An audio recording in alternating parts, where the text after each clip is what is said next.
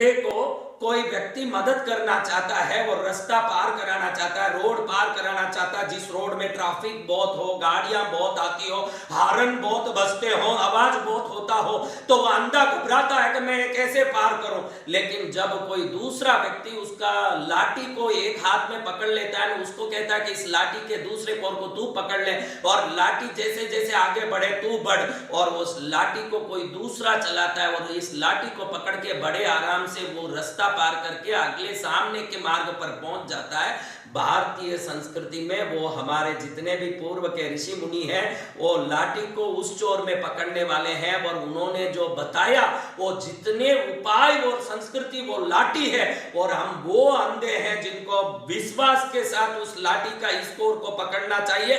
निश्चित हम भी उस पार पहुंच के ही रहेंगे। और आपको ध्यान रखना, उस पार पहुंचने के लिए किसी का विश्वास करना ही पड़ेगा, और महंगा वो पड़ेगा जो बाहर के देशों के लोगों के पुस्तक और उनके ज्ञान को पढ़ के पैसा दे के लाठी पकड़ोगे। पता नहीं चलेगा कि भाई वो क्या समझा रहा है, क्या हो रहा है। हम बड़े विश्वास के साथ, समझ के साथ हमारी संस्कृति को पकड़े। जिसने भारतीय संस्कृति को पकड़ा उसने सफलता को ही पकड़ा। ये कैसे मैं अच्छे से निरूपित कर दूंगा जब ये प्रवचन आगे चलेंगे। आप देखते रह जाओगे कि सफलता हमारे मात्र जैसे मंदिर के बाहरी चप्पल छोड़ के हम चले जाते थे अंदर, तो उसमें भी सफलता छुपी है, क्योंकि हम ऊर्जाओं को ग्राउंड में भी मानते हैं। हम उसको ग्राउंड चक्रास कहते हैं। आज फॉरेन भी ग्राउंड चक्रास के बारे में मानता है।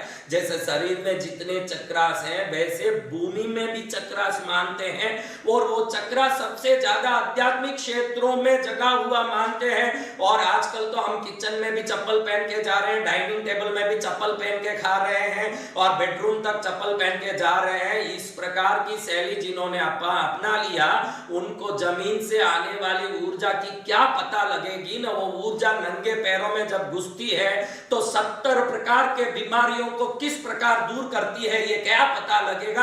अब तो हम चप्पल पहनने के अधीन हो गए, क्योंकि अब बिना चप्पल तो हम जंगली लगते हैं, बिना चप्पल हम अनसिविलाइज्ड लगते हैं। भाई मैं तो बड़ा जंगली लगता हूं, मुझे तो चप्पल के साथ ही लाइब्रेरी में पुस्तक पढ़ने। हमारे दादा दादी मुझे कहते हैं पुस्तक है बेटा, इसको नमस्कार के पकड़ के पढ़। जो चप्पल पहन के किताब पढ़ता होगा उसको हम क्या समझाएं सरस्वती, और क्या समझाएं ज्ञान। क्योंकि जब भी आप किताब उठा के पढ़ते थे, दादा दादी कहते थे इसको नमस्कार करके आदर दे के पढ़, क्योंकि उनको मालूम था कि ग्राउंड एनर्जी जब हमारे अंदर घुसती है तो ब्रेन के सेरिबेलम पार्ट को भी अच्छे से जगाती है। पढ़ने वाला नंगा पैर जमीन पर पैर रख के पढ़ेगा तो पढ़ने वाली वस्तु बहुत जल्दी अंदर घुस जाएगी। जो चप्पल लेके पढ़ता है वो कहता है कि क्या सरस्वती है न क्या ज्ञान है, मैं तो कैसे भी पढ़ लूंगा। उनको मालूम नहीं है कि हमारे पूर्वजों ने सरस्वती के नाम से हमारे अंदर सफलता घुसाया था। सरस्वती घुसी के नहीं, रामानुजम जैसे बड़े बड़े गणित के ज्ञानी और बड़े बड़े विज्ञानी इस धरती में प्रकट हुए। हमने शून्य तक का आविष्कार भारत से किया है, शून्य नंबर भारत से आविष्कृत है। और दुनिया की सभी चीजें, आप जिसको अल्फा बीटा थीटा बीटा कहते हैं, ये सभी चीजें भारतीय वैज्ञानिकों द्वारा आविष्कृत है। और जिसको भारतीय संस्कृति पर विश्वास आया और उसका शोध करेगा तो वो समझेगा कि हम चप्पल नहीं पहनते हुए पढ़ाई करते थे तो उसमें भी सरस्वती के साथ सफलता का विज्ञान छुपा था। क्योंकि जब आप ग्राउंड एनर्जी के साथ अपने को कनेक्ट करते हो तो वो ग्राउंड एनर्जी सबसे पहले शरीर में कोई भी लिक्विड केमिकल है उसको ज्यादा असर देता है, ज्यादा उसको जागृत करता है। और लिक्विड केमिकल के रूप में हमारे शरीर में खून है, वीर्य है, पसीना है, और ब्रेन के अंदर जल है। और सबसे ज्यादा ये जल ही असर लेता है इस ग्राउंड एनर्जी से। जब भी आप नंगे पैर, इसीलिए पहले जमाने में कोई भी स्कूल बनाए जाते थे तो पार्क बनाए जाते थे, हरी भरी जगह बनाई जाती थी, क्योंकि हरे घास जहां रहे वहां ग्राउंड एनर्जी सबसे ज्यादा रहती थी। और हम बाहर बैठ के खुली हवा में पढ़ाई करते थे। आजकल तो चप्पल पहन के व्यक्ति पढ़ाई करता है और गुरुकुल का सिस्टम भी खत्म हो गया। वो कहता है कि nonsense, what is this, I want to live in a modern way, अब बहुत अच्छे मॉडर्न वे में रहना बेटा, फिर तुरे को वॉल्यूम 2 की नींद की गोली लेनी पड़ेगी, परेशानी घर में आएगी, पत्नी से झगड़े आएंगे, संसार के दुख आएंगे। आज की तारीख में जितने डिप्रेशन और स्ट्रेस की गोलियां बिकती है, इतनी गोलियां संसार में कभी नहीं बिकी। इतनी जो परेशानी मनोव्याधि की जितने भी दवाई बिकी, इतनी दवाई आज तक संसार में नहीं बिकी, इतनी दवाई है। क्योंकि आज व्यक्ति के पास मॉडर्न लाइफ के लिए जितना चाहिए उतना धन दौलत सुविधा है, कॉर्पोरेट ऑफिस में काम है और बड़े आनंद से ऑफिस का दिया हुआ घर है, गाड़ी है, संडे का छुट्टी है, मन में भट्टी है अग्नि की। अब ये रह के बैठा है और दुखी होता। आज के पढ़े हुए लोगों में व्याधि बहुत है क्या? पहले व्याधि बहुत थी महाराज। पहले तो गांव में गाय बांधे जाते थे न, कुत्ते आवारे घूमते थे महाराज। अब हम मॉडर्न हो गए, कुत्ते को घर में बांधते हैं, गाय को पूछने वाला ही नहीं, गली में घूम रही है। अब हमारी जीवन शैली की बात करूं तो 10,000 प्रवचन करूं तो भी कम पड़े। फिर भी मैं आपको यह समझाना चाहता हूं कि हमारी भारतीय संस्कृति ने जो भी कहा उसको विश्वास के साथ आप फॉलो करिए, उसके पीछे तर्क मत लगाइए। तर्कवाद भारत का अलग ही अंग रहा है। हम तर्क, व्याकरण, न्याय, ज्योतिष आदि को हमारे शास्त्रों का ही अंग मानते हैं। हम व्याकरण को मानते हैं, ज्योतिष को मानते हैं, तर्क को मानते हैं, न्याय को मानते। तर्क मानते नहीं ऐसा नहीं, पूरे विश्व में तर्क का एक अलग ही शास्त्र बनाया तो वो भारतीय संस्कृति है, जहां तर्क भी एक शास्त्र है।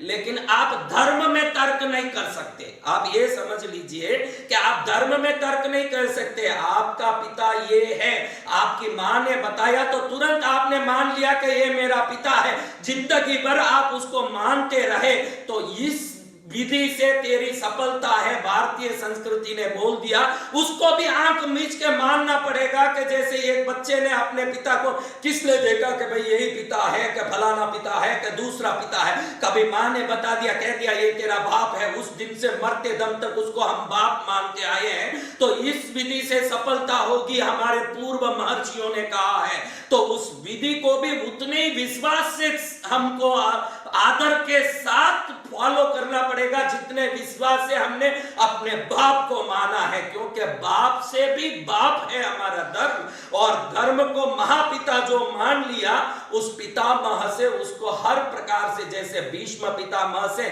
सरसैया में भी पंच पांडवों का आशीर्वाद मिला, वैसे संस्कृति को जो मानता है वो पितामह बन के हर व्यक्ति को आशीर्वाद देगा। और उसी संस्कृति से हमारा जीवन, आपका जीवन, पूरे विश्व वैश्विक जीवन, प्राणी मात्र का जीवन, कीट पतंग पक्षी से लेके पशु से लेके मनुष्य देवता तक का सबका जीवन अगर सफल होना है तो उस सफलता का एकमात्र रहस्य है कि हमारे भारतीय संस्कृति का बड़े प्रेम के साथ, बड़े विश्वास के साथ, बड़े आदर के साथ, बड़ी श्रद्धा के साथ अनुसरण कीजिए। जब भारतीय संस्कृति का अनुसरण करोगे, बिना कोई क्लिष्ट शब्द, बिना कोई अंग्रेजी शब्द, बिना कोई वेस्टर्न आइडियाज के फॉलोइंग, आप निश्चित सफल होगे। और आपकी सफलता के लिए ही मेरे इस जीवन में ये संत पने का चोला मिला है। और ये चोला सफल हो जाए, वो तभी सफल होगा। चोला तो सब तभी सफल होगा महाराज जब आप भारतीय संस्कृति की आदर करोगे। अगर आपके बाल पर तिलक आ गया तो मैं समझ लूंगा कि आप आज्ञा चक्र जगा करके सफलता की ओर जा रहे हो। आप जब भारत के बताए हुए विधियों का पालन कर रहे हो तो मैं समझ लूंगा कि बिना प्रयास भी ये सफल होने की चरम सीमा को